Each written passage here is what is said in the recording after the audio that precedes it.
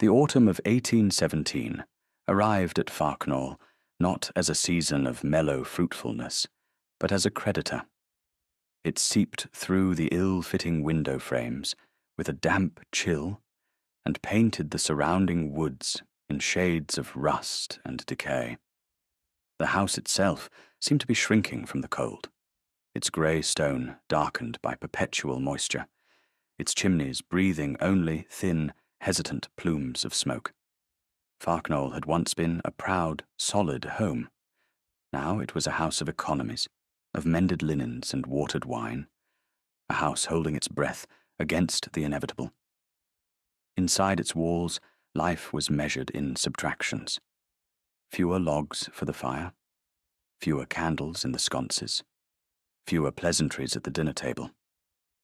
For Louisa Holt, it was a state of being she had long grown accustomed to. At 24, she was the elder daughter, the practical one, the one who knew precisely how many days the remaining flour would last, and which floorboards to avoid on the main stair. She moved through the house not as its mistress, but as its quiet caretaker, its silent witness. Her beauty, like the house, was of a subdued and unfashionable sort. Where her younger sister Henriette was all vibrant colour and dazzling light, a confection of blonde curls and brilliant blue eyes, Louisa was muted tones. Her hair was the deep brown of wet earth, her eyes a shifting hazel green, and her gowns were the soft greys and lavenders of twilight. They were gowns that had once belonged to her mother, cleverly refitted by her own hand. Henriette called them mouse colours. Louisa thought of them as the colours of survival. The morning the letter arrived was no different from any other. A sharp wind rattled the panes of the breakfast room. Her father, Sir Alistair Holt, sat staring into his empty teacup as if searching for a future in the dregs. Her mother fluttered nervously, rearranging the few pieces of toast on the platter, while Henriette, radiant even in a state of peevish boredom, tapped a perfectly manicured finger against the damask tablecloth. "It is simply too dreary," Henriette announced to no one in particular. "Another day of this endless rain. If we do not get to London for the season, I shall positively wither away." Sir Alistair flinched. The London season was a fantasy, a ghost of a life they could no longer afford. Every mention of it was another turn of the screw. It was then that the butler, old Thomas, entered, his gait slower than ever. He carried a single letter on a silver tray that had not been polished in a month. He presented it to Sir Alistair. The breaking of the seal was a sound unnaturally loud in the tense quiet. Sir Alistair's eyes scanned the page. His face, usually a mask of weary defeat, underwent a strange transformation. A flicker of disbelief, a flush of high colour, then a look so close to hope it was terrifying. "My word," he breathed. He looked up, his gaze unfocused, as if seeing them all for the first time. "My word." "Father? What is it?" his wife asked, her voice trembling. "Velmore," he said, the name a strange, foreign object in the room. "The Duke of Velmore." Henriette sat up straight. The boredom fell away from her like a dropped cloak. The Duke of Velmore was a name of almost mythical power. Unmarried, impossibly wealthy, and reclusive to the point of legend. He owned vast tracts of the north, mines that bled silver, and a title that dripped history. "What about him?" Henriette demanded, her voice sharp with sudden, keen interest. Sir Alistair read from the letter, his voice shaking. "His Grace's man of business proposes a contract to settle all outstanding debts." He swallowed hard. "In exchange for a marriage to my daughter." The room fell silent. Louisa felt the air grow thin. A marriage, a transaction, a daughter for a pile of gold. Henriette let out a little laugh, a sound of pure, unadulterated triumph. "Well," she said, smoothing her gown, "it seems my prayers have been answered. A duke." She looked at her reflection in the back of a silver spoon, tilting her head. "The Duchess of Velmore. It has a certain ring to it, does it not?" It was so completely assumed, so utterly taken for granted, that the Duke's offer could be for anyone but her. Louisa felt nothing. A strange, cold calm settled over her. Of course it was for Henriette. It was always for Henriette. The world was arranged for girls like Henriette. Louisa was merely part of the scenery. "He will arrive in 2 days' time," Sir Alistair said, his voice giddy, "to finalize the arrangements. We must prepare. We must make the house presentable." The next 48 hours were a flurry of panicked activity. Servants scurried to beat rugs and polish silver that had not seen the light in years. Louisa found herself directing it all. Her quiet competence, the only thing standing between the family's aspirations and utter chaos. She organized the menus, aired the linens for the guest suite, and instructed the gardener on which of the wilting flowers to cut for the vases. Through it all, Henriette drifted about, issuing contradictory orders and complaining about the shabbiness of everything, already practicing the airs of a duchess. Louisa did not begrudge her. She did not feel envy. What she felt was a profound weariness, the weight of a life spent being useful but never seen. She was the sturdy scaffolding that allowed the beautiful facade to stand. Soon, the scaffolding would no longer be needed. And what would become of her then? A spinster aunt, living on the charity of her sister's ducal husband. It was a bleak picture. She pushed it away. There was work to be done. 200 miles away, Jonathan, the 6th Duke of Velmore, stood in his solicitor's office in London and felt the walls closing in. The letter from Sir Alistair Holt, a fawning, near-hysterical acceptance, lay on the desk between them. "It is done, Your Grace," Mr. Atherton said, his tone carefully neutral. "The preliminary contract is accepted. Sir Alistair will be a solvent man, and you will have your dowry." Jonathan did not look at him. He stared out the window at the grey London street. The dowry. £20,000. A fortune. And it would be a mere drop in the bucket. Enough to pay the men at the Tynedale mine for another 6 months. Enough to shore up the most pressing debts. Enough to buy him a little more time before the great gilded house of Velmore collapsed into a pile of rubble. His father, the 5th Duke, had been a man of grand appetites and foolish investments. The son had inherited the title, the lands, the history, and the rot beneath it all. Jonathan had spent the last 5 years since his father's death in a silent, desperate battle to hold it all together. He had sold off properties, curtailed every expense, and worked like a common clerk, earning him the reputation of a cold, miserly recluse. He did not care. All he cared about was saving his legacy, saving the livelihoods of the thousands of tenants and workers who depended on the estate. This marriage was the final, most desperate gamble. A baronet's daughter from a down-at-heel family in the middle of nowhere. Mr. Atherton had found them. Sir Alistair Holt was drowning in debt, and he had a daughter of marriageable age. A Miss Holt.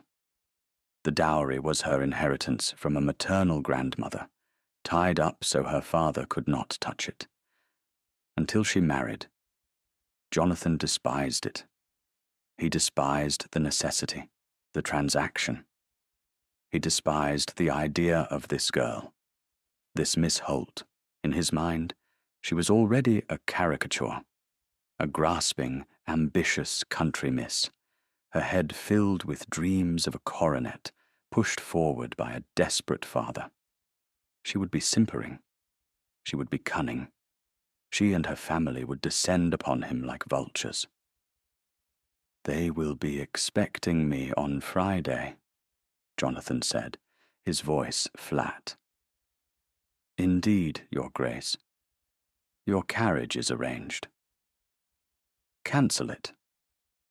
Mr. Atherton blinked. "Your Grace? I will travel alone, on horseback. I will arrive on Thursday, a day early." He turned from the window, and his grey eyes were hard as granite. "I will not be announced. I want to see this family as they are, not as they wish to appear." The solicitor looked alarmed. "Your Grace, that is highly unorthodox. To what end?" "To the end of truth, Atherton," the Duke said sharply. "I am about to sell my name and my future. I will not do it blind. I will see for myself what manner of trap I am walking into." And so, late on a drizzly Thursday afternoon, it was not a grand ducal carriage that rolled up the drive to Farknowle, but a lone rider on a powerful black horse. He was dressed not in the fine wools of a duke, but in the sturdy, plain garb of a travelling man. His coat was splattered with mud, his boots worn. He looked more like a groom looking for work than a peer of the realm come to claim a bride. He did not approach the front door. He circled around to the back, towards the stables, leading his horse.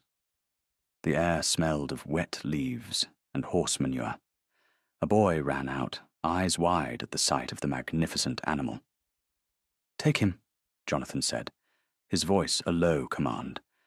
"Rub him down and give him a good feed. I am here on business for the Duke." The boy nodded, intimidated. Jonathan moved away from the stables, keeping to the shadows of a yew hedge. He had no clear plan. He meant only to observe, to listen. The house was a flurry of activity, lights moving in the windows. He could hear raised voices, the clatter of pans. They were clearly preparing for his formal arrival tomorrow. He found himself near a small, walled garden, overgrown but for a few hardy rose bushes that still clung to their last fading blooms.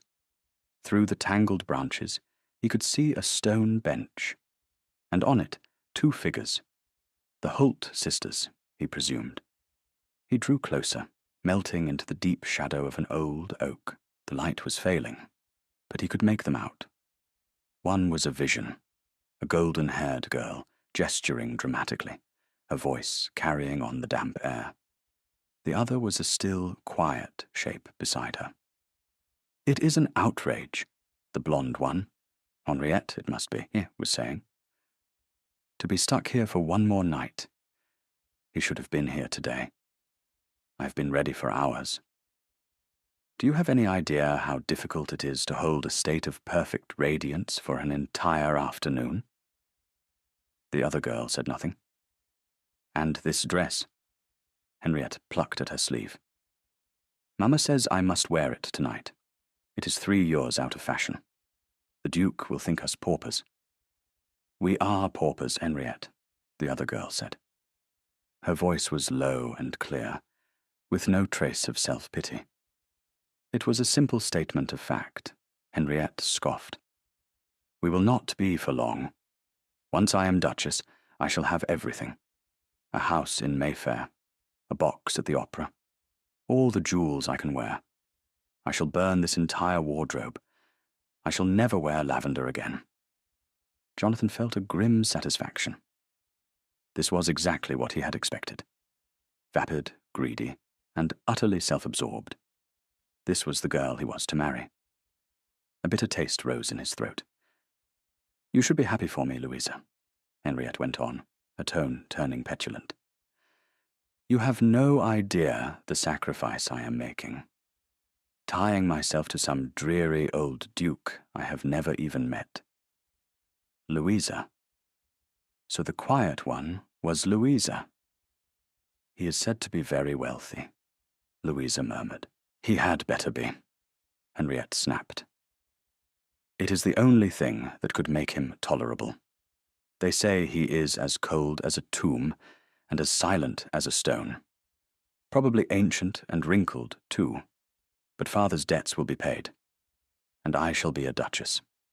You will come and live with me, of course. You can be my companion. You are so good at being quiet. The intended kindness was the cruelest cut of all. Jonathan found himself watching the silent figure of Louisa. She did not react. She simply sat, her hands folded in her lap, a study in stillness. Then Henriette leaned in, her voice dropping to a conspiratorial whisper. But I will tell you a secret, Lou. Once I am settled, and the Duke has served his purpose, there is always Lord Ashworth. He has always admired me. He is far more handsome. A duchess can have her little secrets, can she not? Jonathan felt a muscle in his jaw tighten. This was beyond what he had imagined, not just greedy, but calculating and faithless before the bargain was even struck. He was not just buying a wife, he was buying a future betrayal. He had heard enough. He was about to turn, to leave, to ride back to London, and let the entire edifice of his heritage crumble, rather than chain himself to this viper. But then the quiet sister spoke. You should not speak so, Louisa said, and her voice, though still low, had a new note in it. Not of judgment, of weariness. You are building a house on sand, Henriette. A title and a fortune are not a home. Kindness is a home. Honesty is a home. You cannot buy those things. Henriette laughed, a brittle, mocking sound. Oh, Louisa, you and your little sermons. That is why you are the one in grey, and I am the one who will be a duchess. Kindness does not pay the butcher, and honesty will not buy a new gown. You are a fool. She stood up, shaking out her skirts. I am going inside. It is damp out here, and my hair will frizz. Do not be long. You are needed to help me dress for dinner. She swept away, a whirlwind of pink silk and self-importance, leaving her sister alone on the bench. Jonathan remained frozen in the shadows. He watched Louisa. She did not move for a long time. She did not cry. She had learned a long time ago that tears were exactly what Henriette wanted. She simply sat, her shoulders slumped just so, the perfect picture of quiet defeat. He saw her lift a hand and gently touch one of the fading roses on the bush beside her, her fingers tracing the delicate, wilting petals. And in that moment, something shifted in the Duke of Velmore. The shock he had anticipated was not what he had received. He had come expecting to find a schemer, and had found one. But he had also found something else, something he had not factored into any of his cold calculations. He had found the woman her sister had just called a fool, the one who spoke of kindness and honesty, the one who sat in the twilight in a faded grey dress, shouldering the casual cruelty of her family, with a dignity that was more profound than any ducal coronet. He looked at the contract in his mind's eye. It specified a marriage to Miss Holt. It did not say which one. Sir Alistair had 2 daughters, 2 Mrs. Holt. He had come to Farknol to unmask a schemer. He had.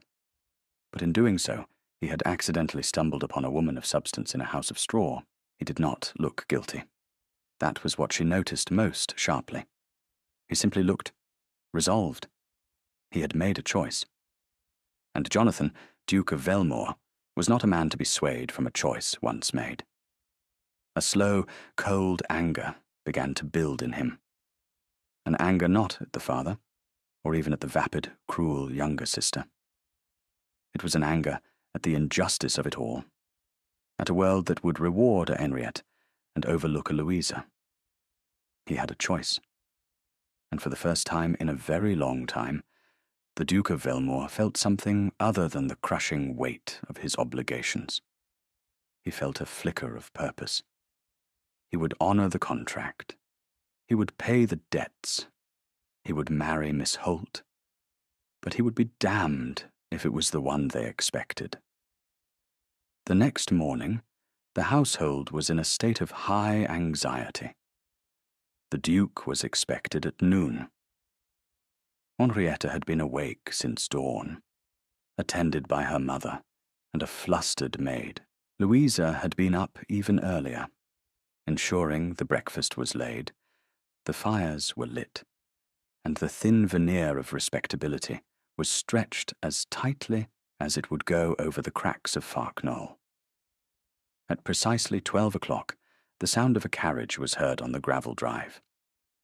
Not a grand ducal carriage, but a smart, serviceable travelling coach drawn by 4 matched greys. The family assembled in the hall. Sir Alistair was sweating in his best coat. Lady Holt wrung her hands. Henriette stood slightly in front of them all, a vision in pale blue, her expression a perfect blend of maidenly modesty and aristocratic welcome. Louisa stood behind them, near the door, a grey shadow ready to retreat as soon as she was no longer needed. Thomas opened the door. A footman jumped down and lowered the steps, and out stepped the Duke of Velmore. He was not ancient. He was not wrinkled. He was tall, dressed in the impeccable, severe black of a man who needs no colour to command attention. His dark hair was unadorned, his jaw was sharp, and his eyes, a startling, stormy grey, swept over the assembled family with an unnerving lack of expression. He was handsome in a way that was more intimidating than pleasing. Sir Alistair bustled forward, hand outstretched. Your Grace, welcome, welcome to Farknol. We are deeply honoured. The Duke inclined his head, his gaze passing over Sir Alistair, over Lady Holt, and resting for a fraction of a second too long on Henriette. He saw the practised smile, the avarice glittering in her eyes. He saw everything he had heard in the garden the night before. Then his eyes moved past her. They found Louisa standing in the shadows by the door. Their eyes met. For 1 second, 2 seconds, 3. She saw a flicker of something in their grey depths. Recognition? It made no sense. She had never seen this man before in her life. Yet he looked at her as if he knew her. He broke the gaze and turned back to Sir Alistair. Sir Alistair, he said, his voice a low baritone that seemed to vibrate in the very flagstones. I have reviewed the terms of our agreement. Excellent, excellent, her father boomed, his relief palpable. My daughter, Henriette, is overjoyed to make your acquaintance. He gestured grandly. Henriette performed a flawless curtsy, her smile dazzling. Your Grace, it is a pleasure to welcome you. The Duke did not smile. Something moved at the corner of his mouth. Not quite a smile. The almost. His gaze was fixed on her, cold and assessing. Indeed, he said softly. Then he did the most shocking thing. He took a step forward, moving directly past the stunned Henriette, and stopped in front of Louisa. The entire hall held its breath. He stood before her, a towering, dark figure. She had to tilt her head back to meet his eyes. She felt the force of his presence like a physical blow. She could smell the scent of rain and leather and cold, clean air. You are Miss Louisa Holt, he stated. It was not a question. She found her voice, though it was little more than a whisper. I am, Your Grace. He gave a slight, formal bow. The contract, he said, his voice clear and carrying to every corner of the silent hall, is for your hand in marriage. The silence that followed was absolute. It was a dense, heavy thing, broken only when Henriette made a small, choking sound. Sir Alistair's jaw dropped. Your Grace, there must be some mistake. The contract. My daughter. The contract specifies a marriage to Miss Holt, the Duke said, his eyes never leaving Louisa's face. You have 2 daughters. I am choosing the elder. He held out his hand. It was a gesture of command, an undeniable summons. Louisa stared at the gloved hand suspended in the air between them. Her mind was a whirlwind. Why? Why her?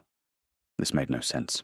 It was a mistake, a cruel joke. But the look in his eyes was not a joke. It was serious, deadly serious. Henrietta finally found her voice.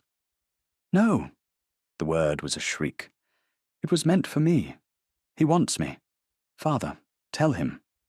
Your Grace, my daughter Henriette is the beauty of the county, Lady Holt pleaded, rushing forward. Louisa is a good, quiet girl. But Henriette... The Duke's expression did not change. He simply waited. His hand remained outstretched. It was a test, a choice. He was offering her a way out of the shadows. But what was she walking into? A gilded cage? A life with this cold, unreadable man? She looked at her family. She saw the shock and fury on Henriette's face, the craven panic on her father's, the weeping confusion on her mother's. They were not looking at her. They were looking at the prize that had just been snatched away. For the first time, she saw them clearly. She had been a tool, a prop, a functionary in their lives. And now she was an obstacle. She looked back at the Duke. He was still waiting. His grey eyes held a question. What will you do? And in that moment, Louisa Holt made a choice. Not for the money, not for the title, but for herself. She was so tired of being invisible. This man, for whatever reason, saw her. Slowly, deliberately, she lifted her chin. She put her small, work-roughened hand into his. His fingers closed around hers, strong and warm.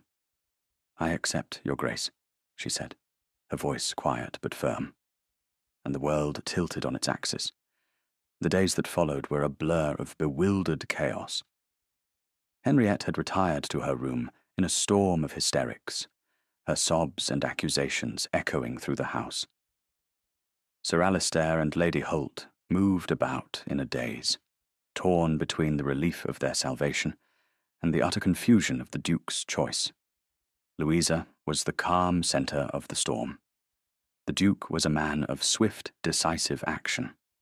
Lawyers arrived, papers were signed, her dowry was transferred, her father's debts were settled. A wedding date was set for 1 week hence. A simple ceremony here at Farknall. The Duke remained at the local inn, but he came to the house each day. Their time together was formal, stilted. They walked in the garden. They sat in the parlour. He was impeccably polite. He asked her questions about flowers, about books, about the running of the estate. He listened to her answers with a quiet intensity that was unnerving. She learned things about him in slivers and fragments. She learned he did not like fuss. She learned he preferred silence to small talk. She learned that the staff at the inn were terrified of him, but that he had insisted on paying the stable boy himself for the good care of his horse. A small detail, but it stuck with her. She never asked him why he had chosen her. The question hung between them, a vast, unspoken thing. She was afraid of the answer, afraid it was pity, afraid it was a whim, afraid that if she poked at it, the entire fragile structure of her new reality would collapse. Her wedding dress was not a confection of silk and lace. The Duke's man of business had arranged for a modiste to be sent from York. She was a practical, no-nonsense woman who took Louisa's measurements and listened to her requests. I want something simple, Louisa had said, in a cream or a deep grey, something I can wear again. The modiste had looked at her strangely. A duchess can have any dress she desires, miss. This duchess desires not to be wasteful, Louisa had replied. She chose a dress of heavy dove-grey silk. It was exquisitely cut, falling in clean lines, with long sleeves and a high neck. When she put it on, it felt like armour. They were married on a crisp October morning in the small parish church. Her family stood stiffly on one side. The Duke stood alone on the other. He looked at her as she walked down the aisle, his expression unreadable. She said her vows in a clear, steady voice. He said his in a low rumble that made the air shiver. When he slid the plain gold band onto her finger, his touch was cool but firm. He was her husband. She was the Duchess of Velmore. It felt like a dream she was bound to wake from. After a brief, excruciatingly awkward wedding breakfast, they departed. Louisa did not look back as the carriage pulled away from Farknowle. She was leaving nothing behind but a life that no longer fit her. The journey to Blackwood Manor, the Duke's primary seat in the north, was made mostly in silence.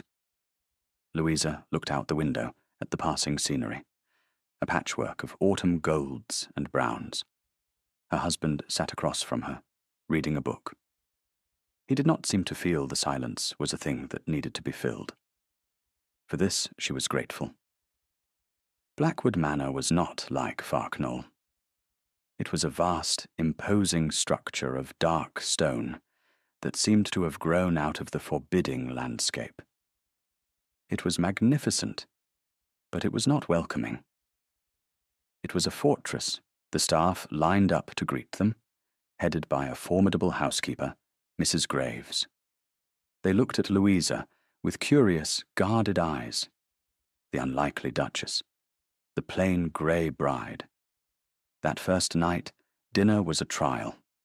They sat at opposite ends of a dining table, so long they might as well have been in different rooms. The meal was served by silent, efficient footmen. The crystal glittered.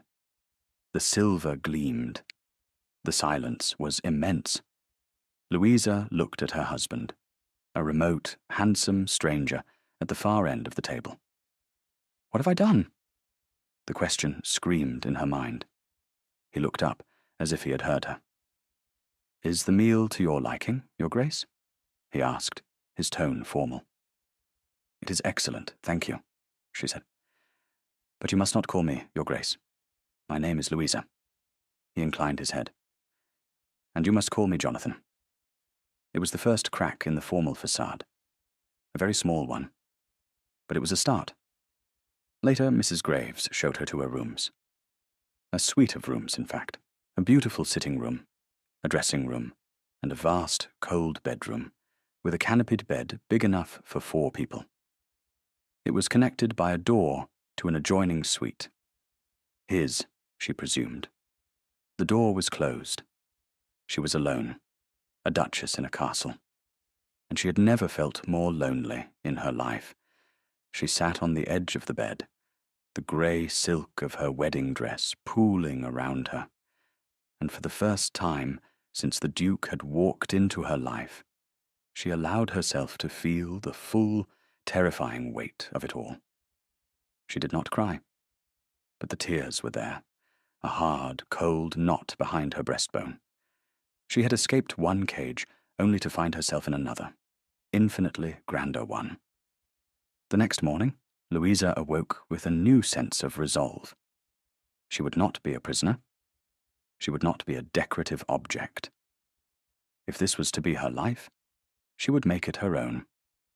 She rose early and, instead of waiting to be attended, dressed herself in one of her simple Farknowle gowns. She found her way down the labyrinthine corridors to the kitchens. The kitchen staff, already at work, stared in stunned silence as the new Duchess walked in. "Good morning," Louisa said with a calm smile. "I am Louisa. I hope we shall be friends." She looked at the formidable Mrs. Graves. "I would like to learn the house, Mrs. Graves, from the bottom up. Will you show me?" Mrs. Graves, who had served the cold, silent Velmore dukes for 30 years, was taken aback. but she saw the genuine inquiry in Louisa's eyes. She saw the lack of artifice. She nodded slowly. "As you wish, Your Grace." And so began Louisa's conquest of Blackwood Manor. It was a quiet, patient campaign. She learned the servants' names. She learned their duties. She inspected the larders, the still room, the laundry. She did not interfere, but she observed. She asked intelligent questions. She learned that Mrs. Graves was in the kitchen every morning at 8, that the maid Agnes was curious but kind, that the gardener, Thomas, hardly ever spoke, but grew the most magnificent roses. She found the library, a vast 2-story room filled with thousands of books, all coated in a thin layer of dust. It was the heart of the house, but a heart that had stopped beating. She spent her afternoons there, organizing, dusting, opening the heavy curtains to let in the light. Jonathan watched her. He did not speak of it, but he watched. He would come home from his rides or his long hours in his study and find small changes. A bowl of late-blooming roses on a hall table, the scent of beeswax where before there had been only dust, the sound of quiet, efficient activity where before there had been only silence. One evening he came to dinner to find the great, long table had been altered. The vast middle section had been removed, and the 2 ends brought together, so they now sat close enough to speak without shouting. A simple candelabra replaced the forest of silver. It was intimate. It was civilized. It was a home. Louisa watched him for a reaction. He paused at the door, taking it in. He looked at her, and for the first time, she saw something in his eyes that was not assessment, not formality, but a flicker of something else. Surprise. And perhaps approval. He took his seat opposite her. "This is an improvement," he said simply. It was the highest praise he could have given. "We'll take a very short break. If you don't want to miss new stories, please subscribe to the channel." The changes were small, but they accumulated. Louisa was a quiet presence, but a transformative one. She did not try to change him, only the space around him. She gave him room to be seen, and in the quiet spaces she created, Jonathan, Duke of Velmore, began to feel the thawing of a winter that had lasted for years. He found himself seeking her out. He would go to the library on the pretense of finding a book, and find himself staying, watching her as she sat by the fire, mending a tear in a household linen. She was always busy, her hands never idle. He began to talk to her, not about anything important, about the weather, about a horse that had thrown a shoe, about a passage in a book. She, in turn, began to see past the cold, ducal exterior. She saw the weariness in his eyes at the end of the day. She saw the way he worried at a stack of papers in his study, his brow furrowed. She knew he carried a great burden, though she did not know its nature. She only knew that he carried it alone. One evening, she brought him a cup of tea in his study. He was hunched over a large ledger, the candlelight throwing his sharp features into stark relief. He looked up, surprised. "You do not have to do that. There are servants." "I know," she said, placing the cup at his elbow. "But the servants are not your wife." She said it simply, a statement of fact. But the word, wife, hung in the air between them. He looked at her, truly looked at her, and saw not just the Duchess of Velmore, not just the quiet girl from Farknol, but Louisa, a woman of quiet strength and profound kindness, a woman who brought him tea, not out of duty, but out of care. "Thank you," he said, his voice rough. She nodded and turned to leave. "Louisa," he said, stopping her. "Stay, please." She turned back. He gestured to the chair opposite his desk. she sat. He did not speak for a long time, just stared into the fire. "The Tynedale mine has flooded again," he said at last, his voice flat. "The main pump has failed. It will cost a fortune to repair. A fortune I do not have." And just like that, the wall was down. He was telling her his secret, the great burden he carried. He told her everything. About his father's debts, the failing investments, the desperate struggle to keep the estate afloat. He told her about the marriage contract, the need for her dowry, the reason he had been forced to seek a bride. He did not tell her about his disguise. He did not tell her what he had overheard. He could not bring himself to speak of that shame. Louisa listened. She did not interrupt. She did not offer platitudes. She listened as he unburdened himself of years of solitary struggle. When he was finished, a heavy silence filled the room. "I am sorry," he said, his voice raw, "to have trapped you in this. It was not fair to you." She met his gaze across the desk. "You did not trap me, Your Grace. I walked into this with my eyes open. I chose this." "Jonathan," he corrected her, his voice barely a whisper. She took a breath. "You did not trap me, Jonathan." Saying his name felt momentous. It was a key turning in a lock. His eyes softened. The cold grey seemed to warm from within. "And you are not alone in this any more," she added quietly. "We are husband and wife. Your burdens are my burdens." He looked at her, at this woman who he had married for money, this woman he had plucked from obscurity, on a whim, an instinct. And he realized that in his desperate search for a solution to his financial ruin, he had accidentally found the one thing he had never known he needed. A partner, an ally, a friend. The move to London for the season was Jonathan's decision. He hated the city, but it was a necessary evil. Business had to be conducted, appearances maintained. The world could not know the Duke of Velmore was on the brink of ruin. For Louisa, London was a new and bewildering world. The noise, the crowds, the sheer scale of it was overwhelming. Their townhouse in Grosvenor Square was a palace of gilt and mirrors.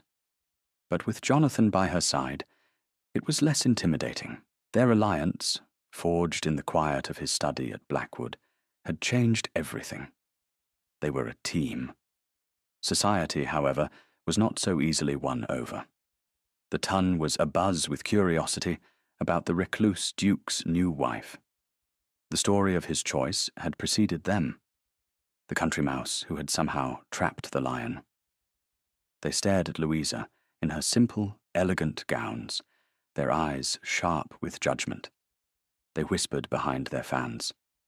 Louisa met their stares with quiet dignity. She was polite, she was poised, but she did not court them. She had her husband's respect. That was all that mattered. Jonathan was her shield. He stood by her side at every ball and soiree, his very presence a warning to the gossips. He was fiercely protective, a fact that did not go unnoticed. The cold, aloof Duke seemed to have been thawed by his plain little wife. It was a source of endless speculation. Then Henriette arrived. She appeared one afternoon in their drawing room, unannounced and uninvited, having attached herself to the party of a distant cousin. She was more beautiful than ever, dressed in the height of fashion. "Louisa, darling," she cried, rushing to embrace her. "And your Grace, I have come to see how you are getting on." Her eyes swept the room, taking in the opulent surroundings with a greedy gleam. She had come to claim what she believed was rightfully hers. Her campaign was subtle at first. She was all sweetness and light to Louisa's face, full of praise for her good fortune. But behind her back, she planted seeds of poison. She told tales of Louisa's plainness, her strangeness, her unsuitability. She hinted that Louisa must have used some trick, some form of blackmail, to trap the Duke. Poor Louisa, she would sigh to a circle of rapt listeners. She was always so odd, never interested in parties or gowns, always hiding in corners. It is a miracle the Duke even noticed her. One does wonder what hold she has over him. Louisa felt the chill in the air. Invitations became fewer. The whispers grew louder. She tried to ignore it, but it was like being slowly poisoned. Jonathan was furious. "I will send her away," he growled, after finding Louisa looking pale and strained after an afternoon of Henriette's visiting. "No," Louisa said, her voice firm. "That is what she wants. For you to act the tyrant. For me to act the victim. We will do neither. We will simply be." But Henriette was not content with whispers. She needed a public victory. She needed to humiliate Louisa and expose her as an unworthy usurper. And she knew just the place to do it. The Duke's great-aunt, Lady Mariella, was a doyenne of society. An invitation to her annual ball was the most coveted of the season. Lady Mariella was a formidable old woman, with eyes that missed nothing. She had watched the new Duke and Duchess with keen interest. She had invited them to tea, and had spent an hour talking to Louisa, not about fashion or gossip, but about Italian painters and the challenges of managing a large estate. At the end of the visit, she had patted Louisa's hand. "You'll do," she had said gruffly. "The boy needs a backbone in his life. He's chosen well." The ball was to be the pinnacle of the season, and Henriette, through sheer manipulative force of will, had secured an invitation. She had a new gown of shimmering gold. She had a plan. She had found what she believed was the perfect weapon. A young, handsome, and deeply indebted lieutenant who had once paid Louisa some mild attention back in the country. A few whispered promises, a hint of a paid gambling debt, and the lieutenant was hers to command. The night of the ball arrived. Louisa dressed with care. Jonathan had commissioned a new gown for her, without her knowledge. It was not grey. It was the deep, rich green of a forest moss, a colour that made her hazel eyes shine like jewels. It was simply cut, but the fabric was a heavy, lustrous velvet that fell in graceful folds. When she came down the stairs, Jonathan was waiting. He stopped breathing for a moment. "Louisa?" he said, his voice thick with an emotion she could not name. "You are beautiful." It was the first time he had ever said it. It warmed her more than any fire. Lady Mariella's ballroom was a galaxy of glittering chandeliers and sparkling diamonds. The air was thick with perfume and gossip. When the Duke and Duchess of Velmore were announced, a hush fell. All eyes were on them, on the cold Duke and his controversial bride. Louisa held her head high. With Jonathan's hand at her elbow, she felt she could face anything. They danced. For the first time, they moved together, not as two separate entities, but as one. His hand was firm at her waist. Her hand rested on his shoulder. They moved through the steps of the waltz, the rest of the world falling away. In the circle of his arms, she was safe. She was home. But the world did not stay away for long.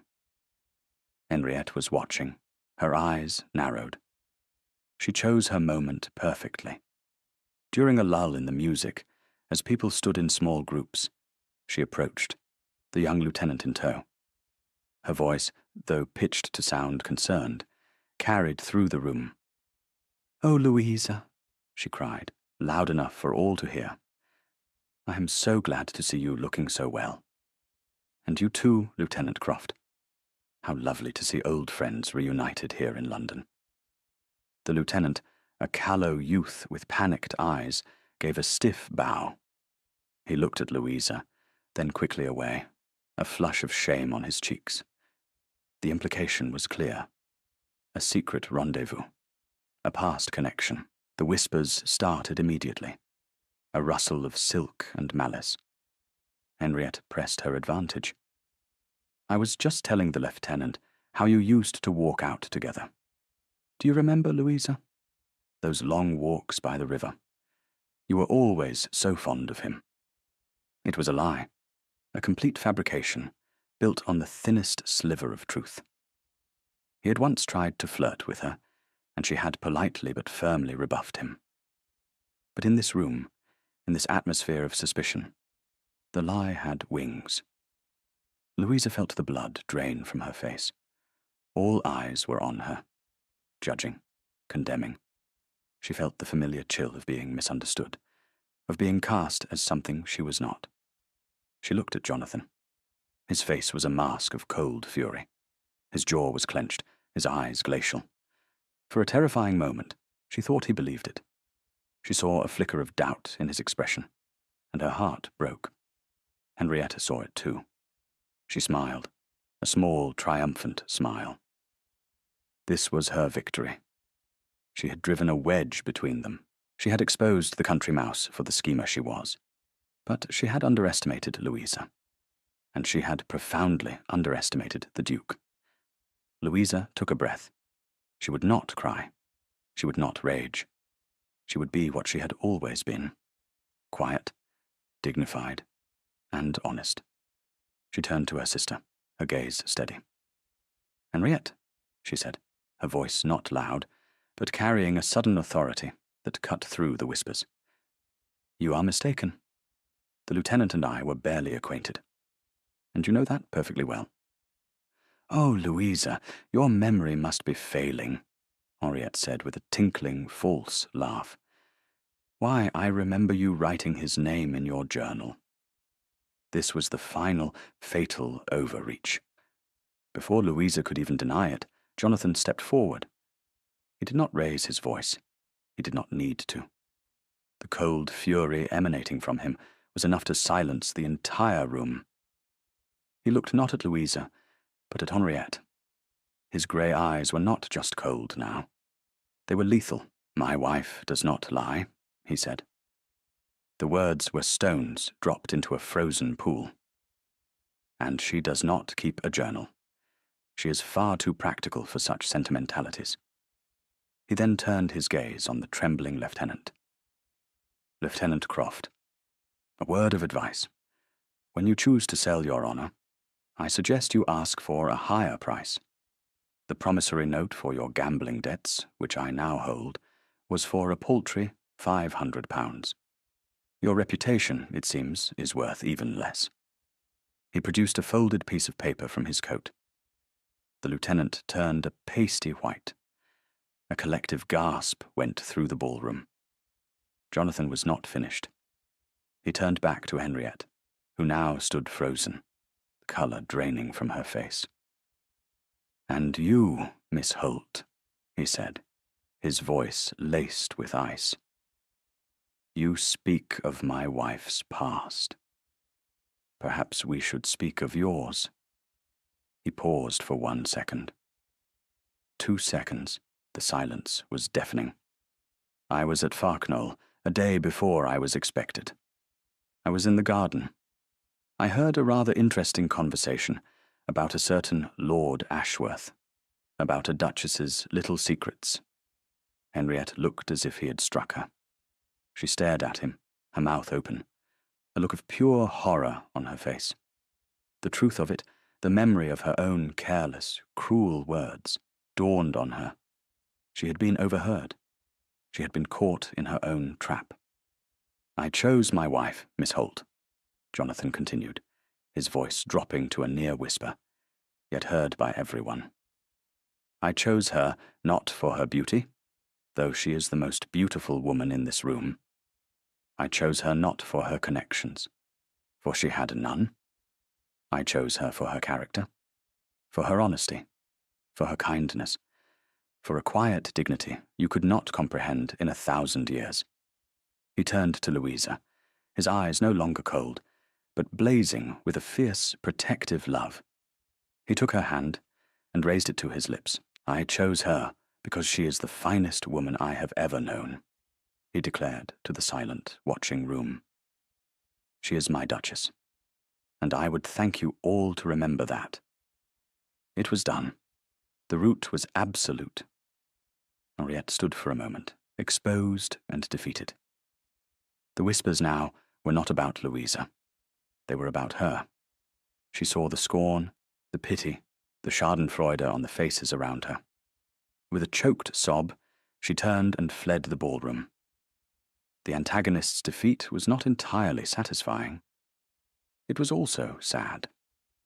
Louisa looked at her sister's retreating back and felt a pang of pity for the girl who had been taught that her face was her only currency and had just discovered it was worthless.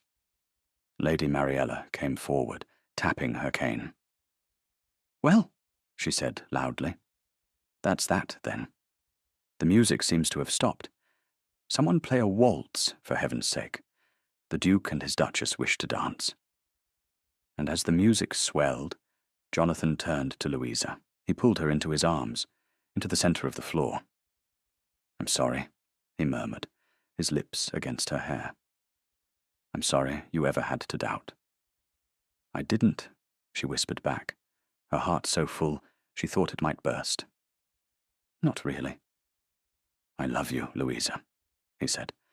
The words he had never said. The words she had never dared to hope for. "I think I have from the moment I saw you on that bench, being brave in the dark." "And I love you, Jonathan," she replied, looking up at him, her eyes shining with tears she no longer had to hold back.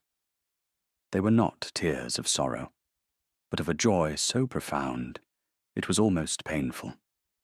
They waltzed, and the entire world seemed to hold its breath, watching as the cold Duke and his quiet Duchess finally, truly found each other. Epilogue 1 year later.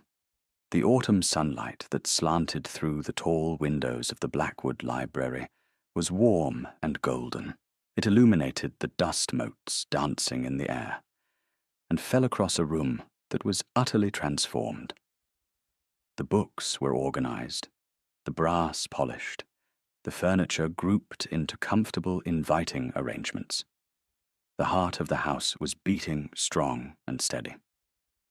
Louisa sat in a comfortable armchair by the fire, a book forgotten in her lap.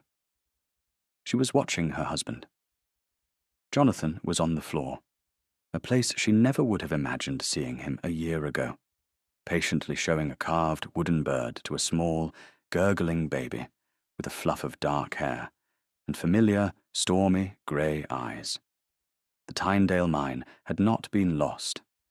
Louisa, with her practical mind and experience of making much from little, had spent hours poring over the estate accounts and maps with Jonathan. It was she who had noticed the old, forgotten drainage adit on a survey from the 17th century.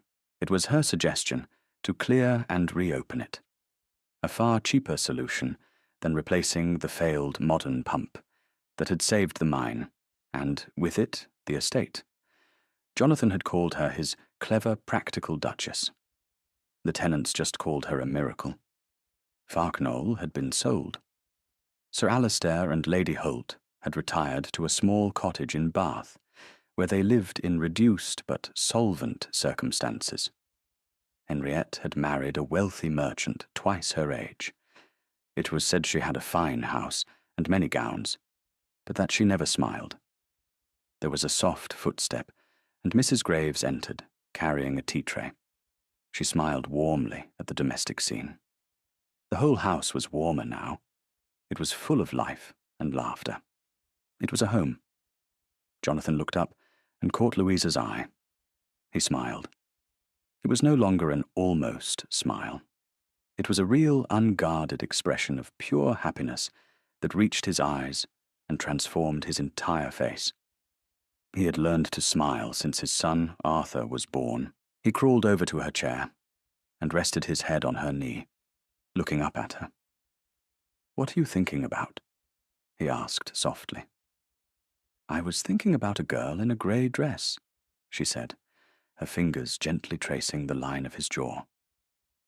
Sitting on a stone bench in a ruined garden. I think about her all the time, he said. I think about how lucky the man who found her was. He wasn't lucky, Louisa corrected him gently. He was just paying attention. He leaned up and kissed her, a slow, gentle kiss full of love and gratitude, and the quiet comfort of a shared life. A life that had begun as a cold transaction, but had become, through patience and kindness, and the courage to truly see another person, the grandest of love stories. The quiet dignity of a girl in grey had outlasted all the loud cruelty of the world, and brought them here, to this sunlit room, together. Thank you for listening to the story, all the way to the end. Please tell us which city you're watching from, and what the story made you feel. Don't forget to subscribe, so you won't miss new stories.